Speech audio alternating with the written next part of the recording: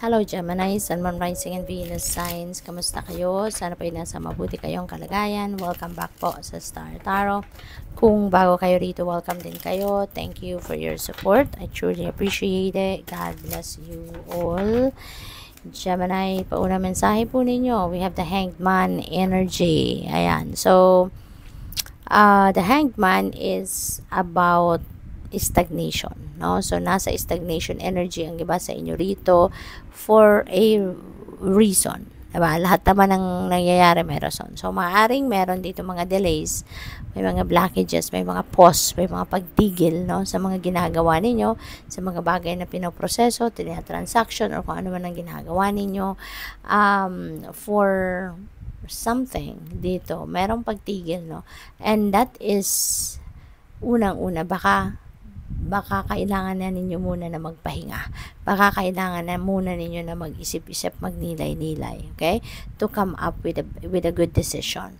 Pwede rin na ang iba sa inyo rito, nandiyan kayo sa stagnation energy in order for you to rest, in order for you to contemplate, to meditate, no? Mag-introspection, kasi maaari, no, na kung ano man ang pinagkakaabalahan ninyo sa ngayon, ano man itong ginagawa ninyo ngayon na talagang nandito yung 100% focus ninyo, maybe that is not something na kailangan ninyong gawin or hindi kailangan na pag-focusan at this time.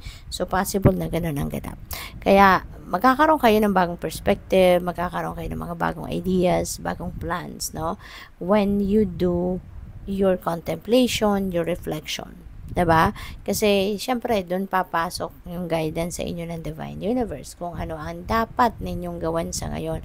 Rather than focusing on whatever it is that you're focusing right now, diba? Baka through your pagpapahinga, pag-iimuni-muni, pagninilay-nilay, dyan ipasok ng universe sa isip ninyo kung ano ang dapat na pagtuunan ninyo ng pansin instead, no?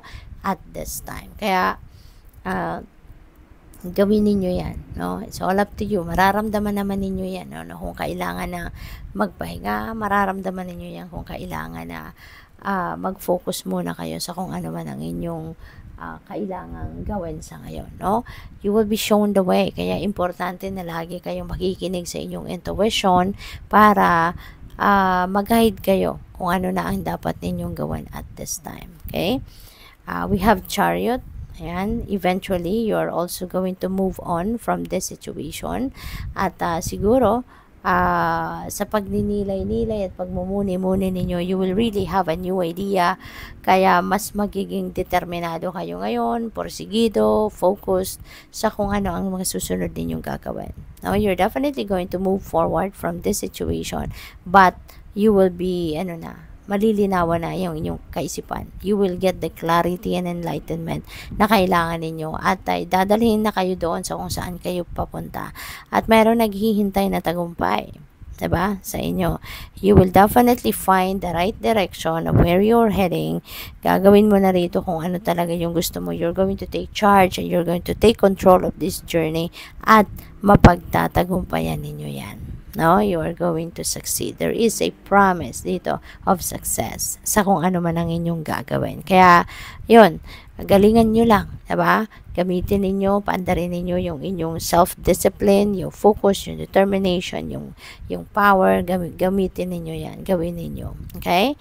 So, ang iba din sa inyo, baka bibili ng sasakyan, no? Baka you are eyeing to buy a new car, no? Or a new vehicle, whatever kind of vehicle. We have Two of Wands. And so, sa Two of Wands, this is planning stage, no? Meron kayong pinag-iisipan, pinagpaplanuhan siguro at this time, no? Kung ano man ito, maaaring yan din ay kailangan rin yung pag-isipan din, pag-desisyonan, no? Hindi basta-bastang papasok kayo sa kung anumang bagay na hindi ninyo pinag-isipan mabuti. Okay?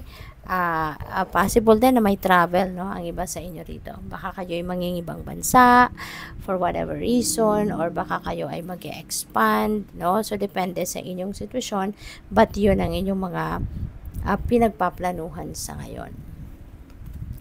We have Seven of Swords. Ayan. So, this is a warning, no, para sa'yo.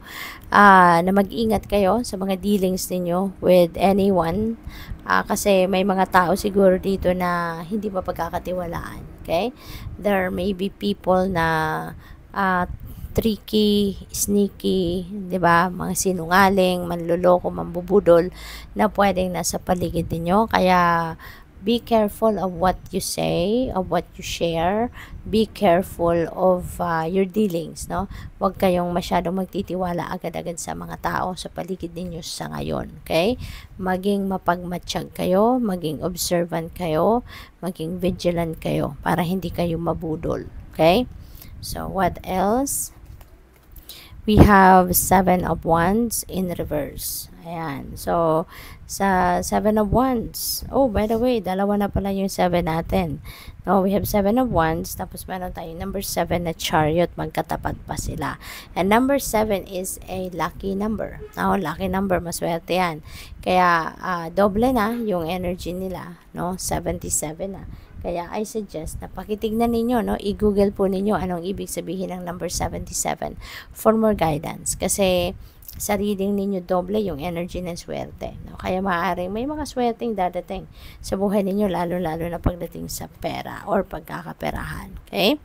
7 of Wands in reverse. Ayan, so siguro pagod na kayo.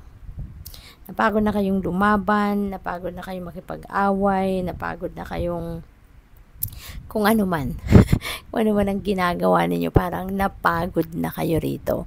Meron din ako napipick up dito na baka merong isang taong napaka-sutil, napaka-stubborn na you are dealing with at pagod na kayo sa kanya. Yun ang napipick up ko rito. Baka, this could be anyone. Baka kapamilya ninyo, katrabaho ninyo, subordinate ninyo, so depende sa inyong sitwasyon, but definitely napapagod na kayo sa kanya. Parang kinukuha niya lahat ng effort mo, lahat ng lakas mo, pasensya mo, yung gano'n, sa sobrang kasutilan ng taong ito, no? Gemini, kaya kalma lang, okay? Kalma lang. Isipin ninyong mabuti, okay? Ang kabutihan ninyo, alright? So, yun, maaari din ang iba sa inyo rito, pagod na, no? It's either pagod na kayo sa trabaho ninyo, pagod na kayo sa kakaisip, pagod na kayo sa sitwasyon. So, depende sa inyong sitwasyon. Kung pagod na, ang gamot dyan, pahinga. Diba? So, maybe, kailangan mo talaga muna na magpahinga para mapagpahinga mo ang inyong katawan at ang inyong isipan. Okay? What else? We have 7. Oh, another 7. Wow. So, swerte ninyo, Gemini. No? 3 na yung 7 ninyo. So, this is angel number 777.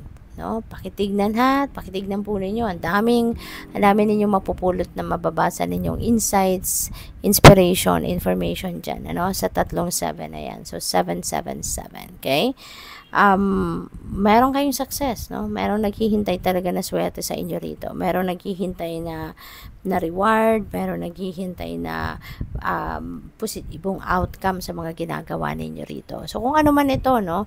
Kung ano man ito, malalaman nyo din sa sarili ninyo kung ano tong ginawa ninyo na alam ninyong, nakikita nyo na to, na nagbubunga yung strategy ninyo, nagbubunga yung effort ninyo. Alam ninyo kung ano to. If this message resonates with you, alam ninyo kung anong particular na ginagawa ninyo ito, na alam ninyong malapit ninyong makuha na yung pinaka-outcome nito, pinakabunga nito. You know, no? Alam ninyo kung anong bagay ito. Kaya, maganda, no? Kasi, parang meron na kayong hinihintay na resulta, meron kayong hinihintay ng bonggang premyo sa inyo ng Divine Universe because of the efforts that you've done, no? Sorry.